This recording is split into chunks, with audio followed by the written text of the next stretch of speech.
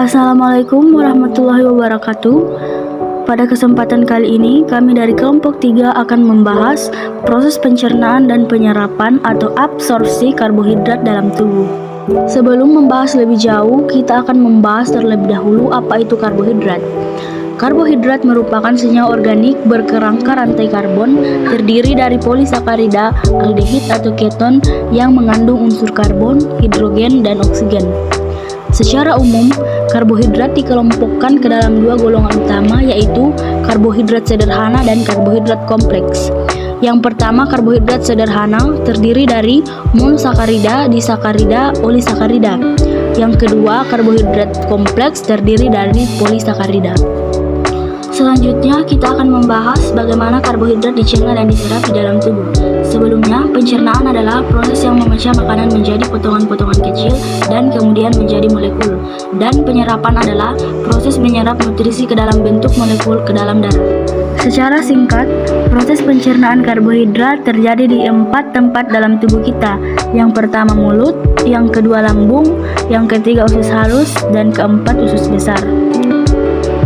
Saat di dalam mulut, makanan akan diubah menjadi bolus agar lebih mudah ditelan. Selain itu, di dalam mulut juga terdapat enzim amilase yang akan memecah pati atau amilium menjadi molekul yang lebih sederhana, seperti dektin dan laktosa. Selanjutnya pada lambung. Dari mulut, bolus akan menuju ke lambung.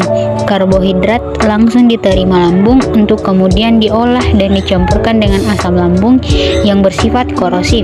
Proses pencampuran dengan asam lambung mengakibatkan makanan menjadi lebih cair dan hancur yang disebut chymus. Di dalam cairan sekresi lambung tidak ada enzim yang memecah karbohidrat. Makanan yang hanya mengandung karbohidrat saja akan tinggal di dalam gaster dan diteruskan ke dalam duodenum sehingga akan lebih cepat menimbulkan rasa lapar kembali. Kemudian proses pencernaan karbohidrat akan berlanjut di usus halus dengan enzim bantuan maltase, sukrase, dan laktase. Enzim sukrase akan memecah sukrosa menjadi glukosa dan fruktosa.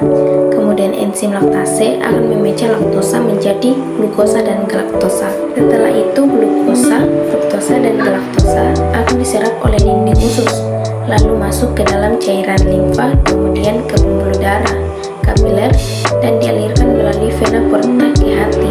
Di dalam hati terdapat 2 proses penyerapan karbohidrat.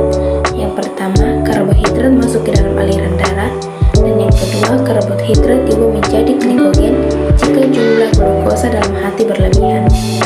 Tahapan yang terakhir terjadi di usus besar. Dalam usus besar terjadi proses fermentasi oleh mikroba menghasilkan karbon dioksida, hidrogen, metana, dan asam-asam lemak rantai pendek yang mudah menguap seperti asam asetat, asam propionat, dan asam butirat yang kemudian akan menjadi sumber energi bagi jaringan tubuh. Sementara itu, sisa karbohidrat akan diubah menjadi fases yang akan dikeluarkan oleh tubuh melalui anus. Nah, jadi seperti itulah proses pencernaan dan penyerapan karbohidrat dalam tubuh kita. Sekian dari kami. Assalamualaikum warahmatullahi wabarakatuh.